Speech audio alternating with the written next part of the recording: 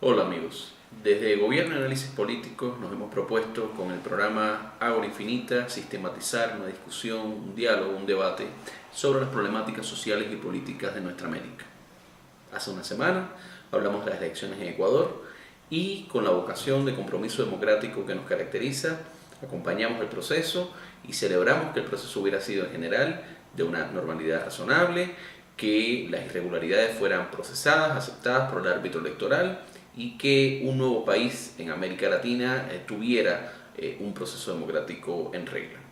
Desde ese punto de vista, más allá de las afinidades ideológicas con el gobierno de Ecuador o las discusiones que podamos tener sobre el desempeño del presidente Correa en diferentes ámbitos, entendemos que ese proceso es un proceso que refuerza, por un lado, el respeto a la vocación democrática de todos los ecuatorianos y, en segundo lugar, la alternancia democrática, la convivencia de diferentes perspectivas en los canales institucionales de un país hermano de América Latina. Hoy, lamentablemente, tenemos que hacer una nota de distinto tenor.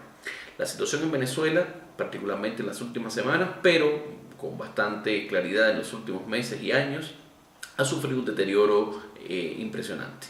Tanto en las políticas públicas, en el ámbito electoral, en el ámbito del respeto a los derechos humanos, lo que hemos visto en Venezuela es la involución de un proceso que comenzó siendo promisorio en cuanto a demandas de participación, de expansión de derechos, de reconocimiento de ese pueblo preterido por las élites de la llamada Cuarta República, a un proceso creciente de autocratización, cierre y violación de los derechos humanos. Ninguna perspectiva ideológica, ningún compromiso con alguna idea redentora y de justicia social puede ser sostenido a partir de lo que los hechos, los crudos hechos nos están arrojando que pasa en Venezuela. Particularmente hoy, en vísperas del 19 de abril, una fecha donde la oposición venezolana, en seguimiento a la movilización social mayoritaria de ese pueblo, ha convocado de manera pacífica a marchar, no para derrocar un gobierno, sino para que el gobierno permita que el cumplimiento de la Constitución se ejecute y se abran procesos electorales. Ese 19 de abril está marcada, a partir de lo que han planteado los voceros oficialistas hoy, una contramarcha, una serie de acciones desde las fuerzas oficialistas, tanto con la utilización de los cuerpos armados como de cuerpos paramilitares, que pueden presagiar un escenario de violencia en Venezuela. Estamos en los últimos días asistiendo a un proceso en el cual ha habido,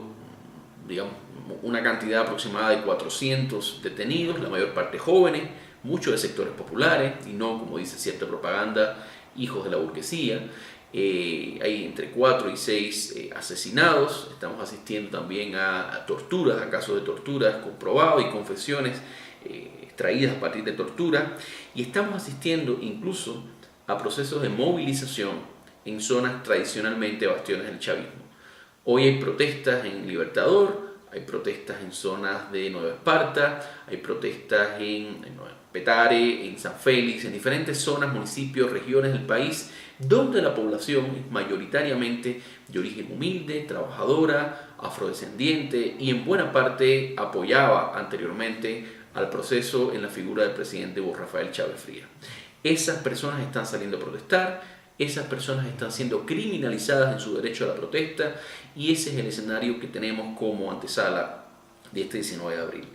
Los politólogos solemos usar un término que viene del neoinstitucionalismo que habla de coyunturas críticas. Creemos que la jornada del 19 de abril puede ser una coyuntura crítica.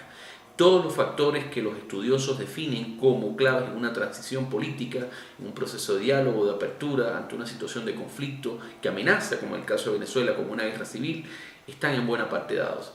Hay un apoyo mayoritario de la población, insisto, no a derrocar violentamente un gobierno establecido, sino a exigir a ese gobierno que se respeten sus derechos y ante todo que se midan las urnas. Hay una serie de actores sociales, gremios, organizaciones civiles, incluso algunas, y lo quiero decir muy claramente por su protagonismo, algunas que han garantizado la integridad de funcionarios venezolanos, como el caso del Programa Venezolano de Educación, Acción y Derechos, PROVEA, que en el 2002 acudió a la CIDH y denunció el golpe de Estado contra el presidente Chávez. Hoy esas organizaciones, en prueba de su compromiso democrático, están apoyando la movilización social. Liderazgos ciudadanos, diferentes extractos sociales, extracción social, estratos, clases, están pidiendo que sus derechos sean respetados. Enfrente tenemos a un Estado, o más bien a la cúpula de un Estado que olvidó su origen de izquierda en buena medida, que olvidó las promesas populares que lo llevaron allí, aliado con unos militares que hoy en su máxima dirección, en la figura de Padrino López, han señalado que están muy contentos porque nadie como el presidente Maduro los había dotado, los había atendido, aludiendo seguramente al financiamiento, a los recursos que en medio de una crisis humanitaria y un desastre de políticas públicas se siguen canalizando a la Fuerza Armada. Y un grupo de lo que bien pudiéramos llamar desde una tradición marxista lumpenproletario, un grupo de sectores populares muy vinculados a lógicas clientelares del gobierno, que haciendo caso omiso a lo que la mayoría de sus propios hermanos de barrio, de clase, de estrato social han venido denunciando, se han sumado a las prácticas intimidatorias del gobierno. La coyuntura del 19 de abril es una coyuntura de movilización social en la calle, el mismo tipo de movilización que la izquierda latinoamericana ha reivindicado durante todos estos años contra gobiernos impopulares, represores o corruptos. Y tenemos una gran cantidad de pueblo por un lado, organizaciones sociales y partidistas de diferente afiliación, desde organizaciones de derecha o centro-derecha hasta organizaciones de izquierda, organizaciones sindicalistas, protestando contra este gobierno que, incluso en su afán de violentar la Constitución y de aferrarse al poder, ha desdeñado, ha criminalizado o ha alejado a antiguos aliados suyos del Partido Comunista o del chavismo crítico.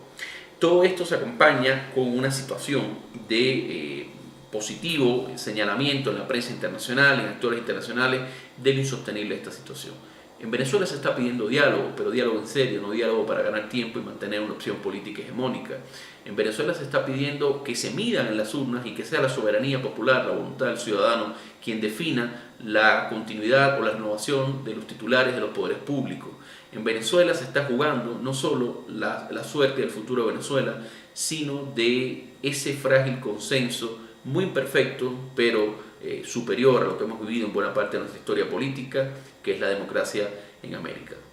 En Venezuela se está jugando hoy algo análogo a lo que se jugó en aquel infausto año de la década del 90, y aquellos infaustos años de la década del 90, donde la acción conjunta de los demócratas peruanos y la comunidad internacional aisló al neoliberalismo autoritario de Fujimori. En Venezuela se está jugando hoy un proceso de empoderamiento popular o de giro a una dictadura restrictiva análoga en buenas partes de sus prácticas, sus peores prácticas a las dictaduras de seguridad nacional de Sudamérica. No se trata de ideologías, claro que tenemos ideologías quienes hacemos análisis, quienes somos intelectuales públicos, pero en Venezuela se trata, por un lado, del aferramiento de una cúpula autoritaria que ha violentado la Constitución, que ha ignorado el proceso y las demandas populares que llevaron allí a los hacedores de este proceso, y una enorme, heterogénea y diversa masa social que demanda cambio. Lo que pasa en Venezuela definirá el futuro de las Américas. Si se entroniza un proyecto de rasgos totalitarios y la población es criminalizada y sumida en la pasividad, en el miedo, en el control, pues asistiremos a un proceso que sus ecos retumbarán más allá de las fronteras venezolanas y probablemente generará también respuestas violentas de la derecha. Nada genera más o refuerza más un autoritarismo que otro autoritarismo de signo ideológico diferente. Si por otro lado prevalecen las fuerzas de la democracia, podemos entonces pensar que América Latina tendrá futuro para mecanismos, para experiencias donde la soberanía popular, la justicia social y formas de convivencia entre ciudadanos diferentes es todavía posible. Insisto, y con esto termino, en Venezuela se juegan en estos días no solo el futuro de los venezolanos, sino de América Latina y de esa idea imperfecta de democracia.